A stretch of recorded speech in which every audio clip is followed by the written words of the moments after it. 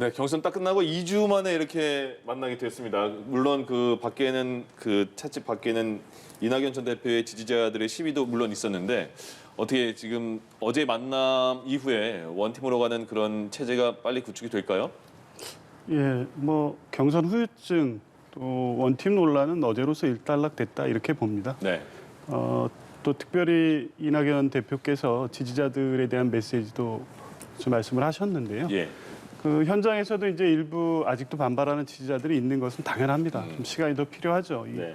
마음의 상처가 남아 있는 것이고 두 분이 손잡는 모습을 보여준다고 해서 그게 바로 치유되는 건 아니니까요. 뭐 이재명 후보께서 또 당에서도 그분들의 마음을 헤아리면서 더 노력을 해야겠죠. 예. 그 나중에 국민의힘도 이런 상황이 될 거 아닙니까? 그 경선에서 끝난 그 2위 후보가 이제 또 원팀을 위해서 이런 만남을 할 텐데 어제 일단 민주당의 모습을 봐서는 어떻게 보셨습니까? 그러니까 국민의힘하고는 약간 다른 면이 있어요. 그런가요? 그러니까 뭐 경쟁에 과열돼서 서로 간의 감정의 골이 깊어지는 거 이런 거는 이제 국민의힘도 마찬가지겠지만 네. 지금 이낙연 그 전 지사의 경우에 신복지 얘기를 하잖아요. 예, 예. 그리고 당의 가치 이런 얘기를 하잖아요.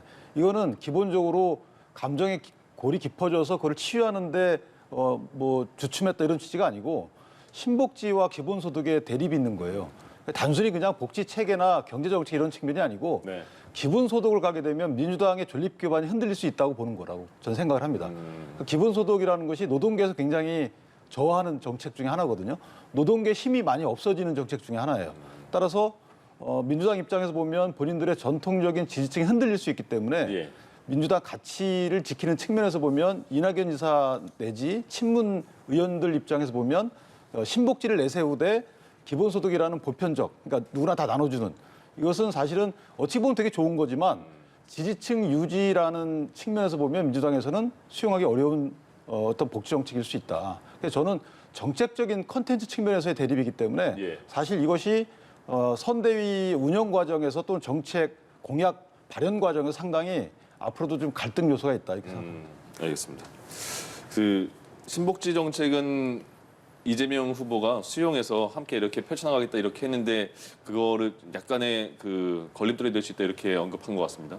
예, 이게 이제 경선 과정에서는 이 두 가지 그 대립되는 정책이 서로 이렇게 양립할 수 없는 것처럼 이제 이 각자의 어떤 주장을 펼치다 보니까 이제 그렇게 인식이 돼 있는데요. 실제 이재명 후보 측에서 어제 밝힌 바와 같이 그 신복지 정책을 수용해서 기본소득과 이 정책이 반드시 뭐 대립되거나 서로 양립할 수 없는 것은 아니거든요. 어떤 부분에 있어서는 신복지가 갖는 또 중요한 부분의 내용을 정책적으로 실현할 수도 있고 예. 거기에서 이제 기본소득이라는 것을 양측을 조화시켜서 어떤 뭐 실제 지금 필요한 내용의 어떤 정책을 다시 만들어내는 것이 민주당 가치와 배치된다고 보기도 어렵고요. 이재명 지사가 기본적으로 유지해온 어떤 뭐 기본소득 개념과 완전히 배치된다고 보기도 어렵습니다. 선대위 원장이 아니고 선대위 상임 고문으로 이제 모시겠다 이렇게 말을 한 거잖아요. 예. 선대위원장과 상임 고문의 어떤 역할의 차이는 뭐가 있는 거예요? 아무래도 이제 선대위원장은 선거 전체를 총괄하시고 실제 일사불란하게 선거를 지휘하는 역할을 하시게 되는 거죠. 그래서 네. 이제 주로 당 대표가 맡고 이제 이재명 캠프에서는 외부 영입이 될 수도 있고 이제 다른 어떤 분을 모실 수도 있는데 공동선대위원장으로요. 예. 이제 뭐 통상 보면 적극적으로 이제 선거의 역할을 하신다 하면 선대위원장이 맞는데 실제 이낙연 대표의 어떤 국무총리를 하셨고 또 전 대표셨고 여러 가지 경력이나 경륜 이런 걸 고려할 때는 예. 사실상 상임 고문의 역할이 맞죠. 두 분이 아마 그런 부분에 대해서 어제 회동에서 충분히 논의를 하셔서 예. 어떤 역할을 하시는 게 정권 재창출을 위해서 도움이 될 것인가에 대해서 대화를 나눈 결과이기 때문에요.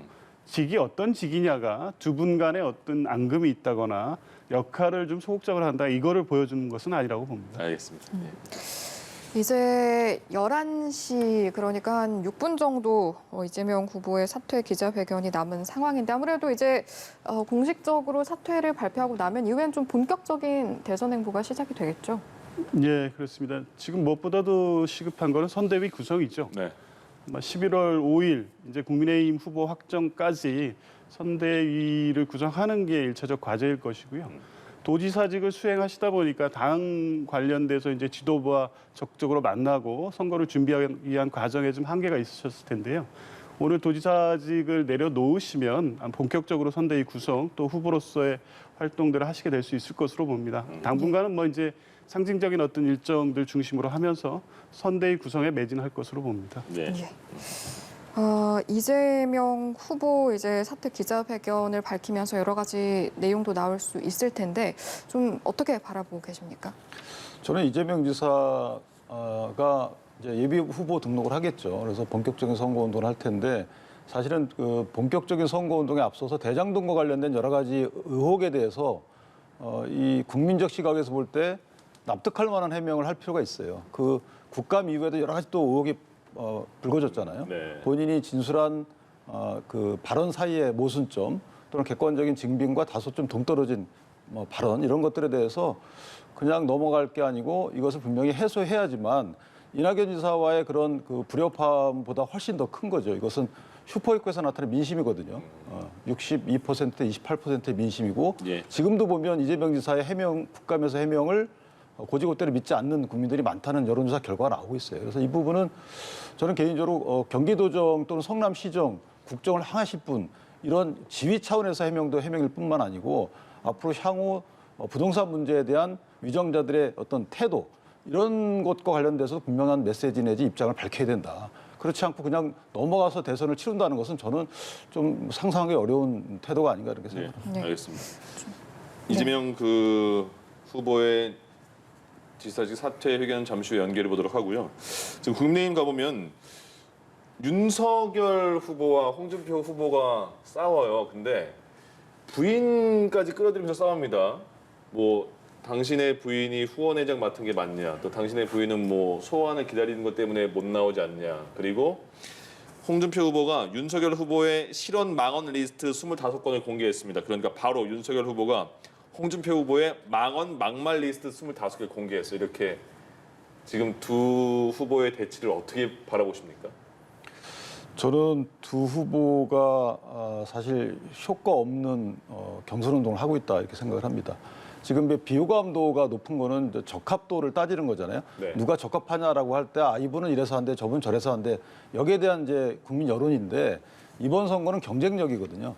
그 말은 뭐냐면 도덕성, 비호감 이런 부분이 국민들이 그 물론 감안하시겠지만 네. 역대 선거와 달리 크게 그 후보를 선택하는 절대적 기준은 아니다. 절대적 기준은 경쟁력이라는 것이죠. 예. 그러니까 본선 후보로 나가서 민주당 후보를 꺾고 정권 교체를 이룰 만한 후보가 누구인지를 후보를 평가하는 기준으로 삼는다는 겁니다. 그렇다면 저렇게 네거티브적인 요소보다는 내가 이래서 더 낫다라는 경쟁력을 어필하는 이런 경선 운동이 필요하다. 특히 지금 예. 더욱더 당원 비중이 50%이기 때문에 당원들은 더욱더 경쟁력의 후보 평가 기준에 천착하거든요. 예. 그렇다면 며칠 안 남았지만 내가 이래서 이재명 후보를 이길 사람이야라는 그런 취지의 경선 운동으로 오히려 전략을 수립할 필요가 있고 매진할 필요가 있다 이렇게 생각합니다. 국민의힘 후보들 간에도 전두환 전 대통령에 대한 발언과 그리고 개를 등장시킨 사과 내용, 그다음에 부인들 내용, 지금 망언 막말 공개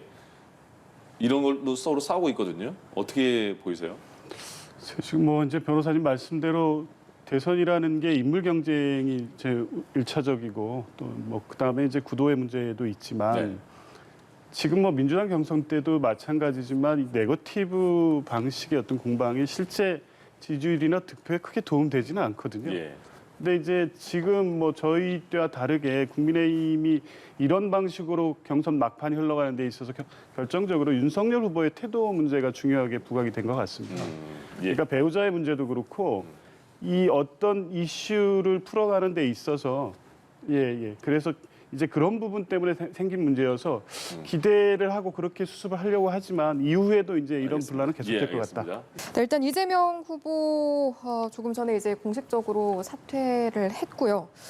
내일은 후보 등록을 하고 또 이제 모레는 문재인 대통령과 이제 만날 가능성도 높다라는 이야기가 나오고 있거든요. 예. 일련의 과정들을 통해서 좀 지지율 반등도 기대해 볼 수 있을 거라고 보시는지요? 일단은 오늘 나온 여론조사만 보더라도 소위 역 컨벤션 효과는 사라진 것으로 보입니다.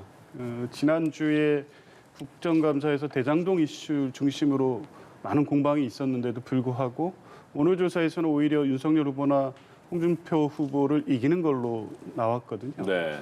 더군다나 이 여론조사에는 이낙연 대표와의 회동이 반영되지 않은 여론조사였습니다. 그런 네. 걸 보면 초기 경선에 이제 끝나고 나서 있었던 지지층이 분열이 이완이 점차 이제 모아지고 있는 단계에 있다고 보여지고요. 예. 대통령과의 회동이라든가 또 어제 이낙연 전 대표와의 또 원팀 또 합의 그리고 이 선대위 구성 이후에 이런 과정을 통해서 이제 지지율 상승으로 이어질 수 있는 그 계기가 됐다 이렇게 봅니다. 예. 예. 그럼 그 국민의힘 입장에서는요. 그 이제 문재인 대통령이 28일 날 해외 순방을 가잖아요. 그 전에 만날 거라는 그런 관측이 많은데 이재명 후보랑 국민의힘에서는 그 만남에 대해서 어떻게 평가하세요?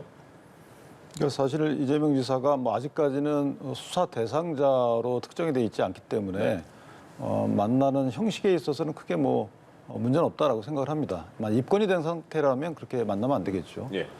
다만 이제 이재명 지사 입장에서 보면 향후 선거운동의 방향과 관련돼서 대통령과의 만남 이후에 좀 달라질 수 있는 여지는 있어요. 왜냐하면 현재까지는 대통령의 지지율보다 본인 지지율이 낮아요. 그러니까 문 대통령의 정책과 기조가 다른 정책을 내걸거나 정권 교체라는 송영길 대표의 그 기조에 발맞춰서 움직이기는 아직까지는 어렵다는 것이죠. 예. 더군다나 이낙연 지사의 또 존재도 있기 때문에 그렇다면 아직까지는 박스권 지지율에 갇혀 있을 수밖에 없는데 어느 시점인가는 본인이 하여튼 현 정부와 차별화되는 정책적 공약을 내걸 겁니다. 그 시점이 저는 터닝 포인트라고 보고 예. 그 터닝 포인트를 거쳤음에도 불구하고 만약에 지지율이 반등이 안 일어난다. 그럼 이재명 지사는 상당히 어려움에 처한 거죠. 대장동 문제에 대한 국민적 시각을 본인이 설득력 있는 설명을 내놓지 않으면 사실은 지지율 반등이 쉽지는 않을 수도 있다.